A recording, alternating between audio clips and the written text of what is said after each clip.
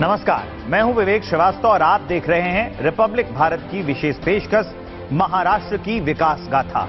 इस विशेष पेशकश में हम आपको दिखाएंगे महाराष्ट्र की वो बड़ी और महत्वपूर्ण खबरें जो सिर्फ न राज्य की दिशा बदल रही बल्कि विकसित भारत के सपने को साकार करने में सहायक भी साबित हो रही। तो चलिए शुरुआत करते हैं उन बड़ी खबरों से जो सुर्खियों में रही। प्रधानमंत्री नरेंद्र मोदी द्वारा राष्ट्रगीत वंदे मातरम की 150वीं वर्षगांठ के ऐतिहासिक और गौरवशाली अवसर पर नई दिल्ली में भव्य समारोह का उद्घाटन किया गया। ये आयोजन पूरे भारत में गर्व, एकता और राष्ट्रभक्ति की भावना को पुनर्जीवित करने वाला है। मुंबई में भी वंदे मातरम के 150वें वर्ष के अवसर पर सामूहिक गान कार्यक्रम का आयोजन हुआ, जिसमें मुख्यमंत्री देवेंद्र फडणवीस ने सहभागिता की। पद्मश्री पद्मजा फेडानी जोगड़ेकर ने भी सामूहिक गायन का नेतृत्व किया।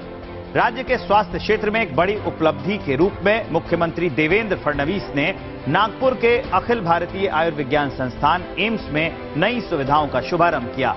इनमें nucleic acid testing, NAT lab, blood irradiator unit और assistant reproductive technology ART centre शामिल हैं। इन सुविधाओं के शुरू होने के साथ नागपुर एम्स मध्य भारत का पहला सरकारी अस्पताल बन गया है जहां ये आधुनिक सेवाएं उपलब्ध हैं।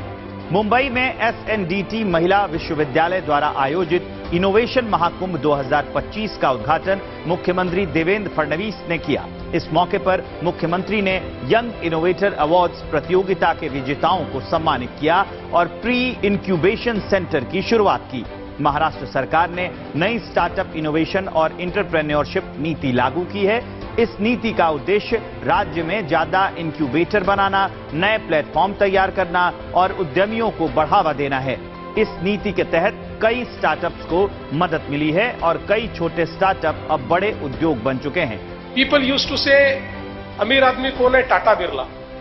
Now is a time when people से अंबानी, अडानी, गोदरेज, ये बड़े बड़े लोग हैं। But now is a time that 18 or 20 years boy incubates an idea, creates a startup, and in 4 years it becomes a unicorn, and he comes in the league of all these Tatas, Birlas, Ambanis, and people like that. That is the power of innovation. That is the power of startup. Maharashtra ने नए आपराधिक कानूनों को लागू करने की दिशा में तेज और मजबूत कदम उठाए हैं। मुंबई में भारतीय नागरिक सुरक्षा संहिता, भारतीय न्याय संहिता और भारतीय साक्ष्य अधिनियम के क्रियान्वयन की समीक्षा बैठक आयोजित की गई। इस बैठक की अध्यक्षता मुख्यमंत्री देवेंद्र फडणवीस ने की। नए कानून लागू होने के बाद अपराध की जांच, आरोप तय करने और सजा देने की प्रक्रिया पहले से ज्यादा तेज और असरदार हो गई है। इन बदलावों से न्याय प्रणाली अब तकनीक पर आधारित और नागरिकों के लिए अधिक सुविधाजनक बन रही है। महाराष्ट्र का लक्ष्य है कि इन कानूनों के सफल क्रियान्वयन में वो देश के लिए एक मिसाल बने। इस बैठक में दिए गए कुछ अहम निर्देश इस प्रकार हैं। डिजिटल FIR ट्रांसफर और ई-साक्ष्य को एक साथ जोड़ा जाए। चार्जशीट दाखिल करने की प्रक्रिया 60 दिनों के भीतर पूरी की जाए।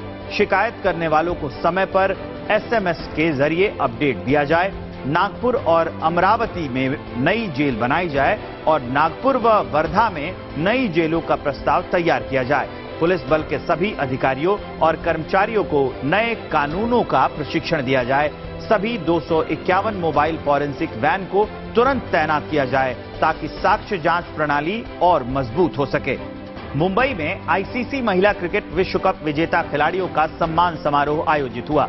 इस अवसर पर उप कप्तान स्मृति मंधाना, जेमिमा रॉड्रिग्स, राधा यादव और टीम के मुख्य कोच अमोल मजूमदार को मुख्यमंत्री द्वारा सम्मानित किया गया। भारतीय महिला क्रिकेट टीम की ये जीत न सिर्फ देश के लिए गौरव का क्षण है बल्कि आने वाली पीढ़ियों के लिए प्रेरणा का स्रोत भी है।